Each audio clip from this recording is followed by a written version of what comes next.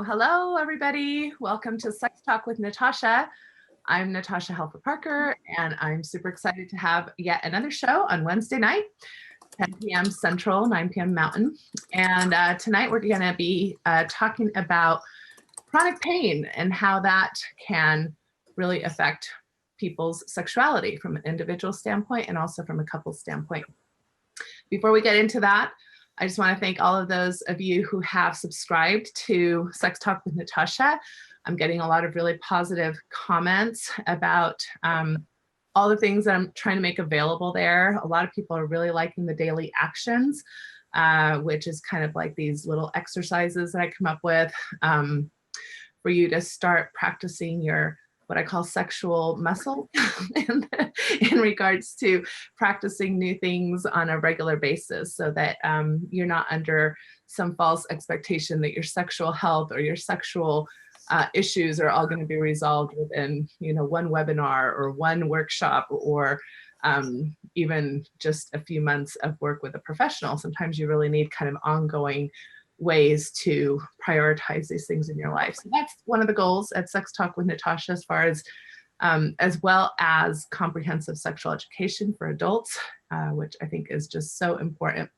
So I have several different levels of subscriptions. It's super affordable. So I hope that many of you will consider joining that and enjoying all the resources that we have there. I'm going to pass the time over to our producer, Ashley Pacini, and have her tell you a little bit more about what to expect tonight. Yeah, thank you everybody for joining. And as always, it's always good to see our patrons, and we have a great guest tonight. So for those that are just joining us, the way that we kind of structure the hour is the first 20 minutes or so, Natasha's gonna kind of teach us a little bit about the topic, how to approach the topic in our personal lives. After that, we'll go ahead and bring our guest on. We have a great guest tonight. And she'll be with us for about 20 minutes. And then the last 20 minutes or so, we want to leave it open to you guys. So we want to answer your questions. This is for you. We want you guys to be able to get something out of it. So please go ahead and send us your questions. For our patrons, you can just shoot us a message through Patreon. If you're on Facebook, we're on Messenger. You can email us at sextalkwithnatasha@gmail.com. There's lots of ways to reach out to us. So let us know what your questions are. We really want to be here for you guys and answer your questions. As Natasha said, there's some really great resources that she does, lots of great things, and it's a great way to get started with a sex therapist. So please go to patreon.com/sextalkwithnatasha. If you haven't subscribed yet, there's a ton of resources there. We really encourage you guys to do that. And for anybody that is interested in seeing Natasha professionally, please go check out her online practice, Symmetry Solutions. That's symmetrysouls.com. So without further ado, send it back over to Natasha. All right. Thank you, Ashley. And as usual, I really highly recommend for those of you who are subscribers to start using the community page, which if you check how you post your comments there, you can post for patrons only, which is a really nice private way to have conversations with other people who are interested in this topic. And I monitor those conversations so that nothing gets too out of hand or inappropriate, and it can be a really safe place to have some questions answered as well.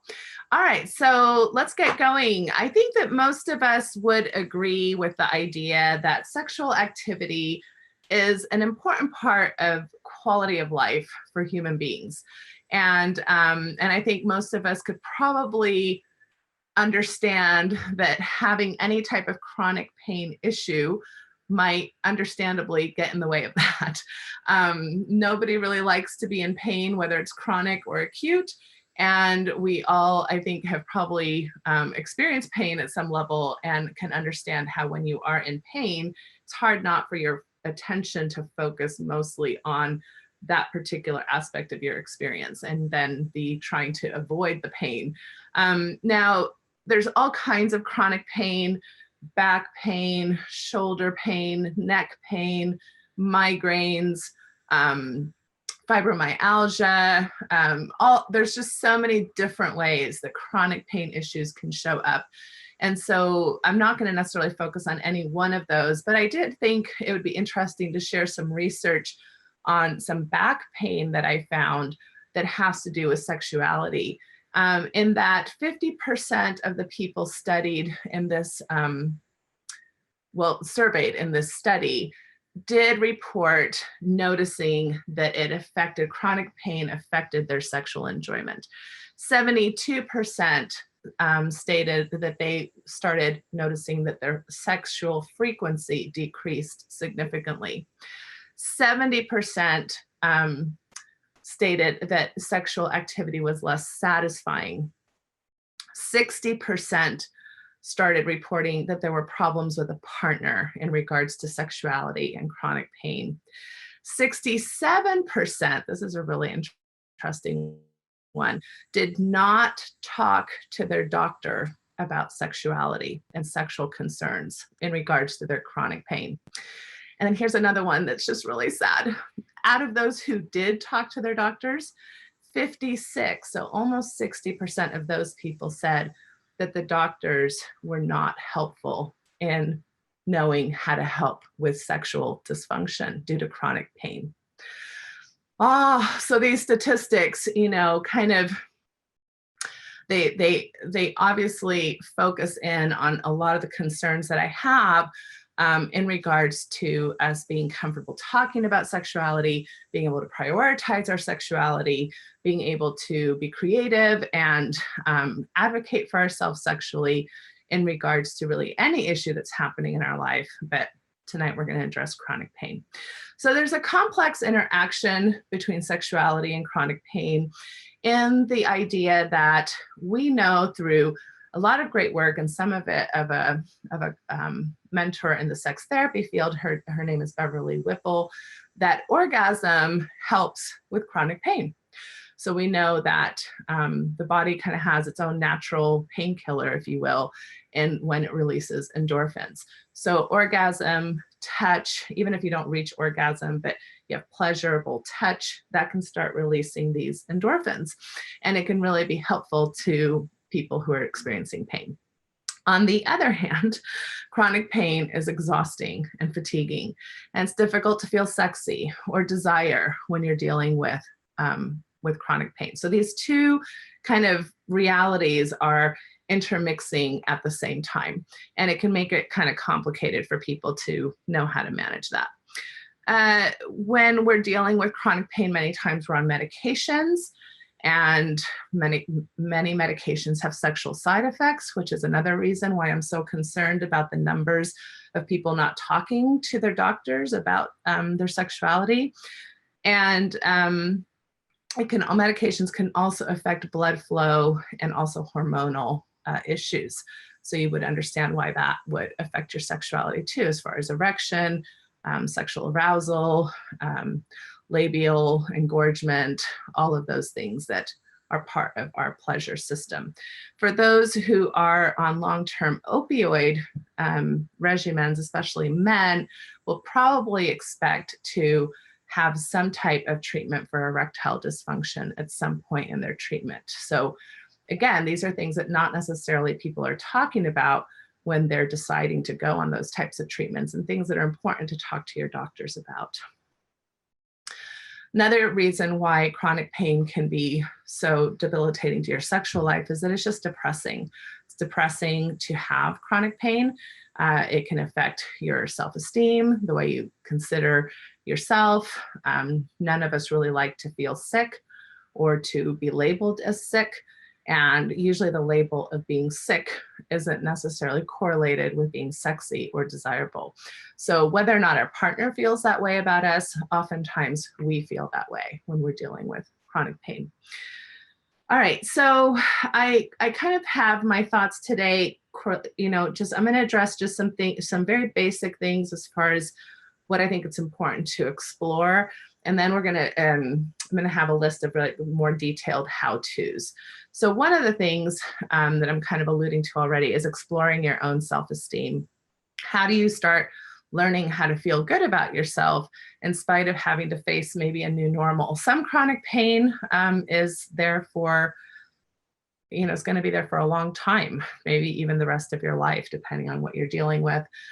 Some chronic pain can be just more like, a few years as you're recovering from a certain type of surgery or car accident or things of that nature. So one of the things that we really want to start challenging in our own self-dialogue are any thoughts that have to do with feeling unattractive, undesirable, that somehow we lose the right to our sexiness because of this issue.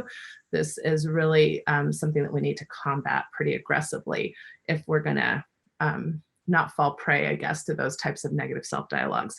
There also can be a lot of guilt or anxiety because you're not able to perform like you were before. And so you might feel guilt that your spouse is having to deal with you, or maybe your spouse now or your longtime partner is a caretaker of you. And again, that doesn't necessarily feel like the same role models that you enjoyed when you were having more vibrant sex, or the type of sex that you would like to go back to. So sometimes we have to grieve the fact that things are not necessarily going to be the same as they were before, and find new ways to explore these things that are not so counterintuitive to what you're really wanting to experience.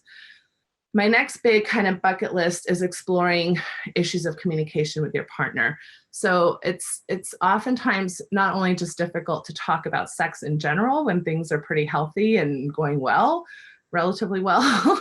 So you can imagine how much more difficult it can be to talk about sexual issues when it's partnered with embarrassment or sadness or grief or anger even in regards to chronic pain. And so you're probably avoiding certain conversations. Maybe the partner doesn't want to, like trigger your depression, or I don't want to bring up a sensitive topic, so I'll just stay silent. There's lots of reasons why people are avoiding communication that really should be happening. Another thing that might be happening in your relationship, just because roles maybe are changing and pain does cause usually irritability, is that there might be more conflict in your relationship. You might not be getting along as well. You might be discouraged and irritated and annoyed with one another in ways that you haven't experienced before, and having to learn how to manage conflict resolution in a new way and problem solving. Some couples aren't necessarily great at that to begin with, but you add something like chronic pain to the mix, and this is going to be even a bigger hurdle. And like I mentioned before, caretaking roles, that's something that we really need to address and figure out ways to not just have the label of sick person or nurse or caretaker. And then the other thing that I would want to just say is that there's research to support that anytime that you're dealing with chronic pain, if you have a history of sexual trauma, that might be it might exacerbate the type and amount of pain you feel. It may also just it might be a time when you're having to face sexual trauma in a way, even intellectually and cognitively, that you hadn't before. Like you might have things that come up as far as your thought process that you hadn't really dealt with prior to that. It's really interesting, the mind-body connection, right? And we've been studying this in psychology for forever. What comes first, the chicken or the egg? And the more we study, the more it's not that anything comes first. They're just really interwoven. So if you've got something going on physically, it's probably going to affect you emotionally. If you've got something going on emotionally, it's probably going to affect you physically. And so that's a lot of what this chronic pain is about. Okay, so let's go into some of the how-tos. Number one tip or strategy that I want to share with you today is having the idea that you want to have lots of conversations with your lover, partner, spouse outside of the bedroom. Don't wait to have these conversations while you're trying to, fall into bed together or have things go magically well or spontaneous or things of that nature. If things are needing to be addressed, find ways to have very clear discussions about it outside of the bedroom, so that then you're more prepared and not having false expectations or unrealistic expectations when you're in bed together. The next tip would be planning. And I talk about planning a lot for a lot of different reasons. And again, most people don't like the idea of planning with sex. Like somehow that takes away from the romance or the spontaneity or the ideas of how we think sex should come about. And yet this is such a misnomer, because really to make things happen in our busy schedules, you really need to plan most everything. You need to plan play dates for your kids.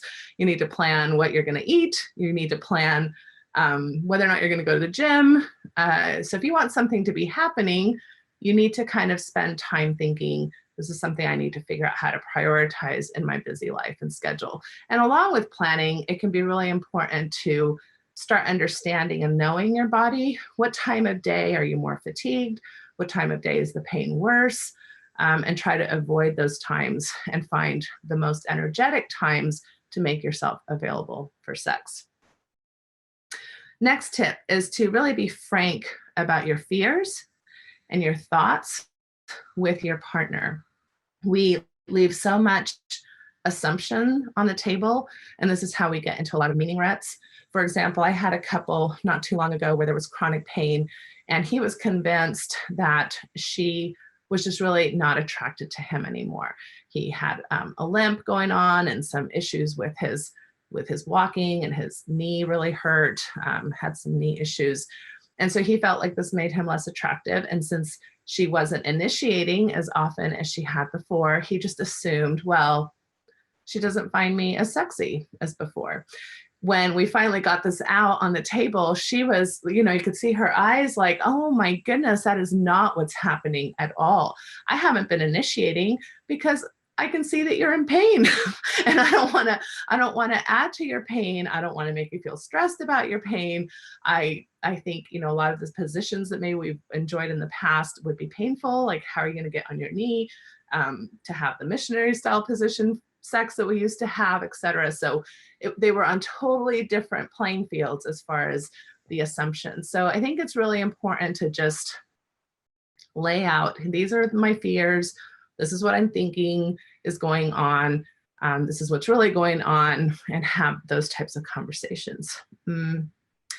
Another tip I would say is make the enemy the pain, not you or your partner. So a lot of times we get into these, partner blaming or self-blaming. Like, let's really characterize the pain as the enemy. And that's what we can be mad at. And that's what we can blame. And that's what's forcing us to have to negotiate differently instead of turning on each other. So that's a good strategy. I would say get really good about asking for what you need. And this has to be really specific. So ask for what feels good. It feels really good when you touch me there. The pressure is a little bit too much. I know last time the massage really helped. This time it doesn't seem to be helping. So if you think, even again, when we don't have issues like chronic pain, it can be really hard to communicate what we like and what we need, because usually we don't want to offend our partner. We are embarrassed.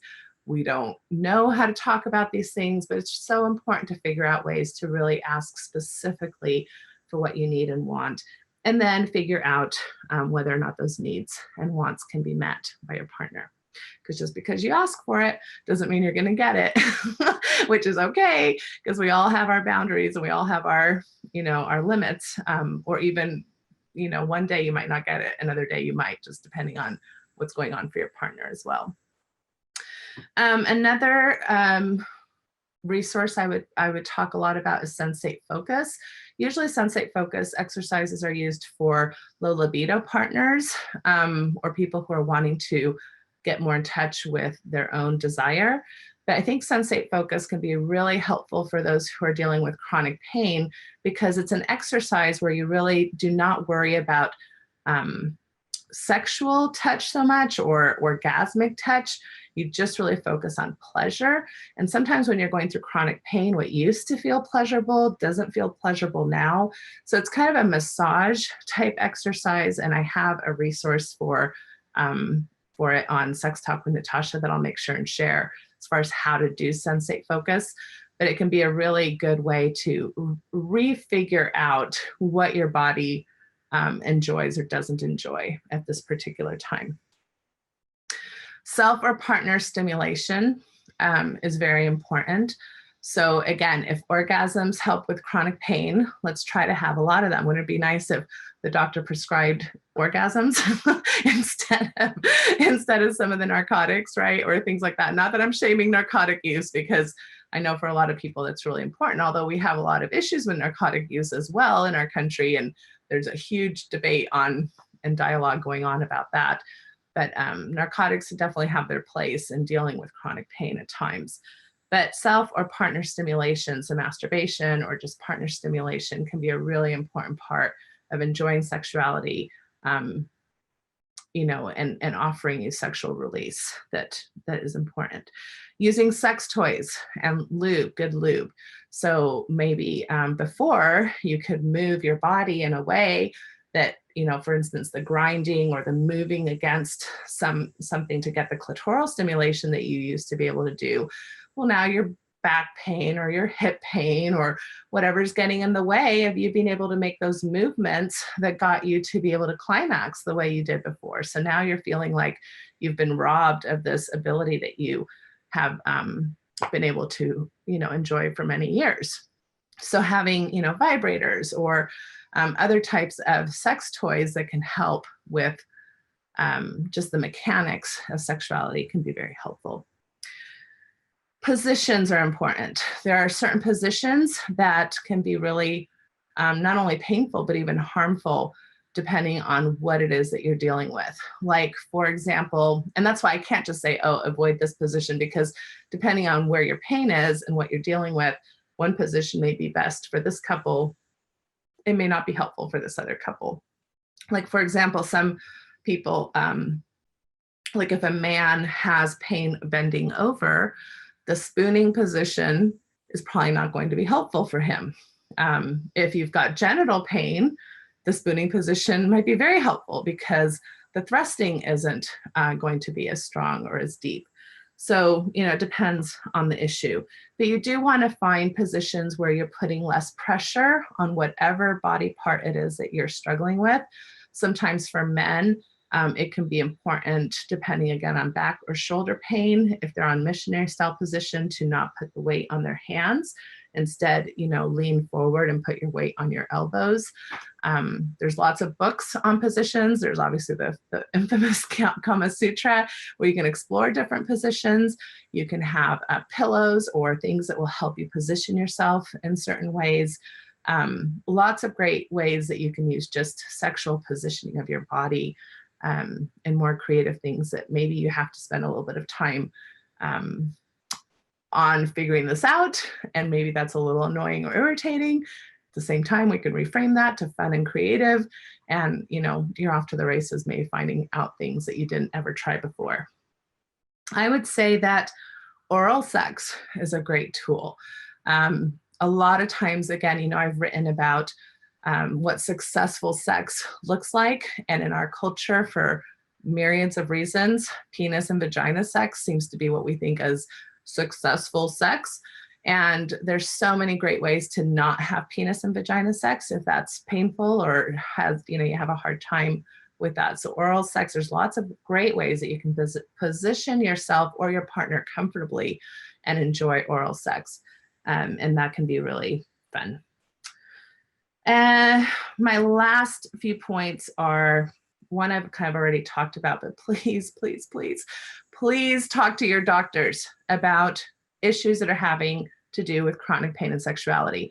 And if you're in that percentage of people that are not satisfied with what your doctor is saying about sex, then advocate for yourself. Say, that's not good enough. I need to find a specialist who can help me with this, or I need to have you refer me to a sex therapist who can be part of the medical team that's going to help me figure some of these things out. So don't let you know, the disease model or the medical model minimize your sexuality, and don't let your own maybe inhibitions, or, well, if the doctor didn't mention it, it must not be important, to stop yourself from advocating for yourself sexually.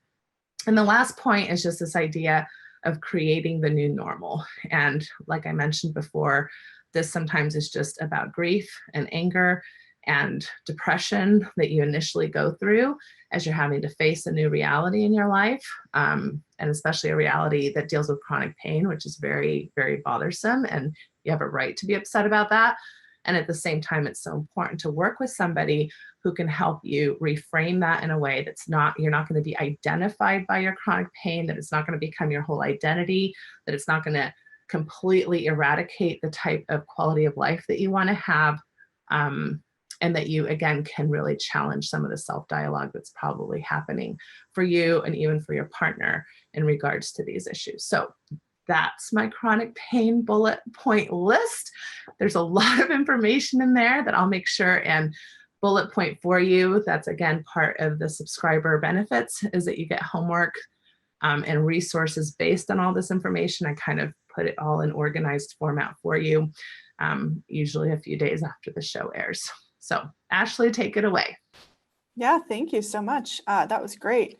I think now we'll go ahead and introduce our guests, but for everybody on Facebook, we're going to cut off the feed in about 5 minutes. So if you want to continue watching, go ahead and head over to Patreon, patreon.com/sextalkwithnatasha, become a subscriber, and you'll be able to have access to the rest of this episode and a whole bunch of other stuff. So we'll go ahead and let our guest, Michelle, introduce herself. So Michelle, are you there?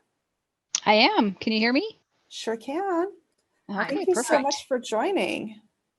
Thanks. Welcome to our show. Thanks for joining us. Why don't you start out by telling us a little bit about yourself and your situation and why this question was one that you were wanting me to address?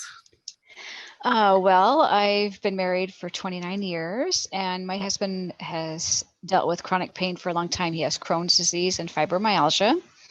And then 2 years ago, 2.5 years ago, he was in a motorcycle accident. Oh, wow. So he was like out for about not walking at all for 4 months. Oh, wow.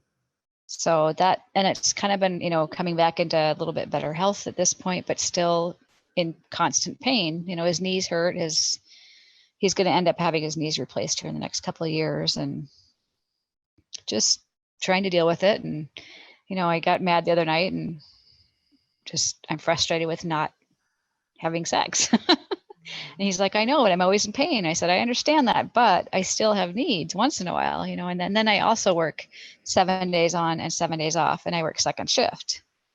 So that makes it difficult too, because he's working during the days and I'm working in the evenings. So you have several kind of intersectional problems happening. Yes. And then there's also some, family issues going on with his parents are getting elderly and his mom has Alzheimer's. And so lots of family stressors, chronic pain issues, health issues, scheduling issues, busy life getting in the way issues. Do you have kids or anything like that? I'm sorry, do we have kids? Yeah. Yeah, we have 5 adult children and a 13-year-old. Oh, wow. Okay. So that's another stressor usually, even though we love them. Yeah, we do. 4 of them live at home, so. Right. Okay. So what particular questions do you have for me, given kind of this medley of information you've given me? I know that was a lot, wasn't it? I really enjoyed your first bit of just talking to each other, and we've tried doing that, and we've tried to work things, things will be better for a little while, and then it goes back to what it was. It's once a month when he was in the military, we used to joke once a week whether they need it or not, but now it's more like once a month if I'm lucky. Okay. And he is okay with that or not okay with that? In other words, he is okay. He is actually okay with that. He has a lower libido than I do. So it's always been more me than him that grumbles about it. So. Right. Okay. And I've tried to tell him that sex makes him feel better. So I was glad to hear that orgasms help with pain. They do. Okay. So, so just let me throw some thoughts out, and then we'll probably switch off from Facebook Live. But the first thought I'll share is, the importance of understanding spontaneous desire versus responsive desire. So usually the higher libido partner experiences more spontaneous desire, right? Like, I'm spontaneously kind of horny, and I'm kind of in the mood. And since I'm in the mood, I kind of, what am I going to do? Well, I look at you, right? I look at my partner. And I'm like, right. You want to have sex with me? So the lower libido partner is not having that spontaneous response, right? And add chronic pain to the mix, even less so. And so at that point, the lower libido partner, depending on how the two of you have navigated that, may be facing either a lot of pressure or, oh no, I'm going to disappoint them, but I don't really feel like it. Do I reject them? Do I just put out? I mean, like, oof, that, right? There's like a whole lot of kind of issues that can be happening for the lower libido partner at that point. And so I think just understanding that it's okay to, not necessarily every time, but at times, if you're the lower libido partner, to be willing to engage and see if there's some responsive desire that happens. So maybe even though I'm not in the mood, I know that this is important for my partner, and I know it's good for my health. And sometimes when I get into it, I actually kind of like it. And what can I ask of my higher libido partner to make that more interesting for me? So, boy, I could sure use a foot rub, right? Or I could sure use a back rub. And then kind of let's see where it goes from there. So I think that's one thing that I'll say before we just say goodbye to Facebook folks. But do you have any thoughts about that before I say goodbye? We've tried that sometimes too, but it doesn't seem like he's able to ask for what he wants, you know? Okay. All right. So now. And I'm not sure how to get past that barrier, even though we've talked about it and he says, yeah, I'll try and do better. It doesn't seem like it. All right. So sorry, Facebook, but I'm going to take that over to Patreon. So if you want to hear my thoughts about that, join us over there. Thanks for joining us tonight. And Michelle, hang on here a minute while I finish Facebook Live. Thanks, Facebook. Wednesday. That was a great hook. I like that. If I wasn't watching, I'd definitely go over to Patreon right now. All right. So I'll post that.